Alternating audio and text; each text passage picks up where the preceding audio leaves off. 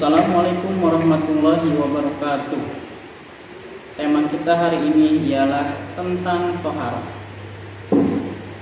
Apa itu toharoh? Toharoh secara bahasa artinya bersuci atau bersih. Kemudian bagaimana cara kita untuk mensucikan diri?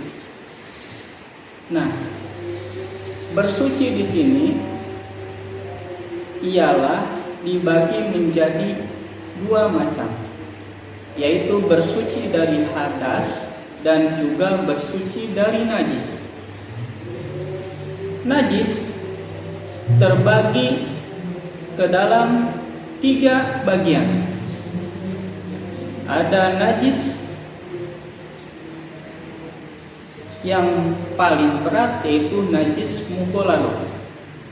Ada najis yang sedang, yaitu disebut dengan najis mutawassithah. Ada najis yang ringan, yang ketiga itu disebut dengan najis mukhaffafah. Kemudian bagaimana cara kita membersihkan najis tersebut? Tentunya berbeda antara najis mughalladah, najis mutawassithah dengan juga najis mukhaffafah. Cara menghilangkan najis mukhaffafah cukup dengan membersihkan air ke dalam sesuatu yang terkena najis tersebut. Kemudian apabila cara membersihkan najis mutawassithah itu dengan cara dibasuh menggunakan air suci. Terlebih dahulu dihilangkan jenis najisnya. Yang ketiga, cara menghilangkan najis mughalladah ini berbeda. Najis ini tergolong najis yang berat. Cara membersihkannya dengan cara menggunakan air 7 kali, kemudian di antara ketujuhnya itu menggunakan tanah. Nah, itu untuk membersihkan najis mughalladah. Najis mughalladah ialah najis anjing dan juga najis babi. Nah, itu sekilas najis. Kemudian yang kedua, kita harus bersuci dari hadas.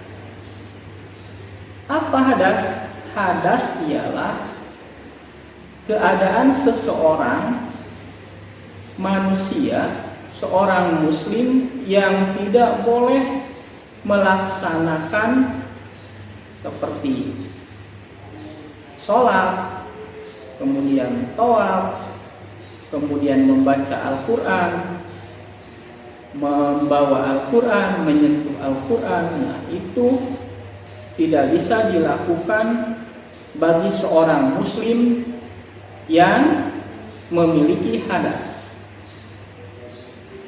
Nah, ternyata hadas pun terbagi secara garis besarnya adalah terbagi kepada dua bagian.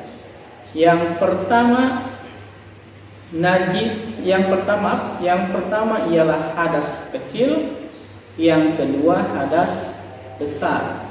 Jadi secara global hadas terbagi kepada dua bagian. Ada hadas kecil dan juga hadas besar. Kemudian seseorang bisa tergolong mempunyai hadas kecil disebabkan beberapa hal. Yang pertama, seseorang yang sudah memiliki wudu, kemudian batal wudunya karena datangnya hadas kecil, seperti karena bersentuhan kulit antara laki-laki dan perempuan yang bukan mahram, kemudian seperti orang yang keluar kentut,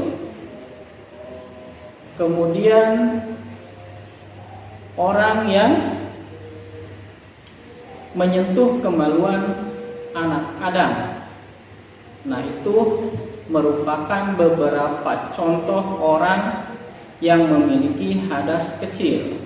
Maka apabila seseorang memiliki hadas kecil, ketika hendak mau sholat, mau membaca Quran, mau menyentuh Quran, mau tawaf, maka diharuskan mensucikan diri terlebih dahulu dari hadas kecil, yaitu dengan cara berwudu.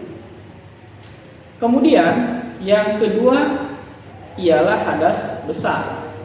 Seseorang yang memiliki hadas besar disebabkan oleh beberapa hal. Di antaranya ialah yang pertama,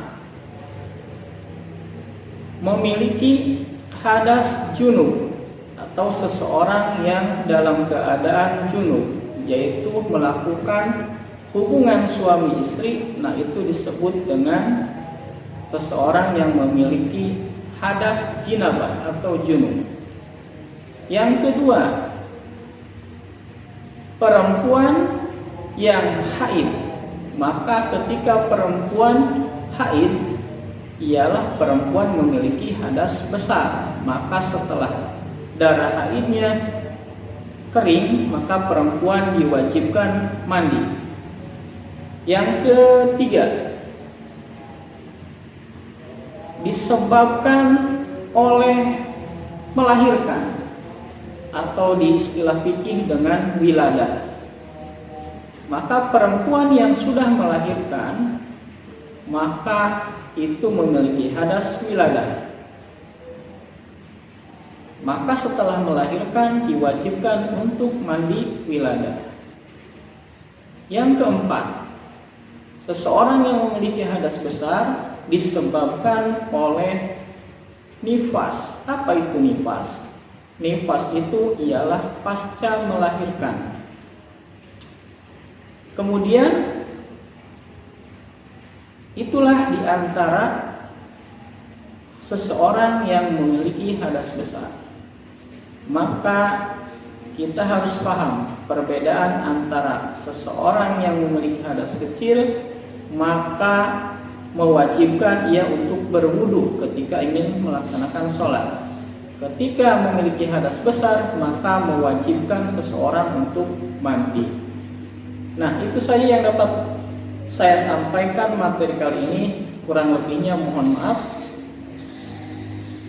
Wassalamualaikum warahmatullahi wabarakatuh.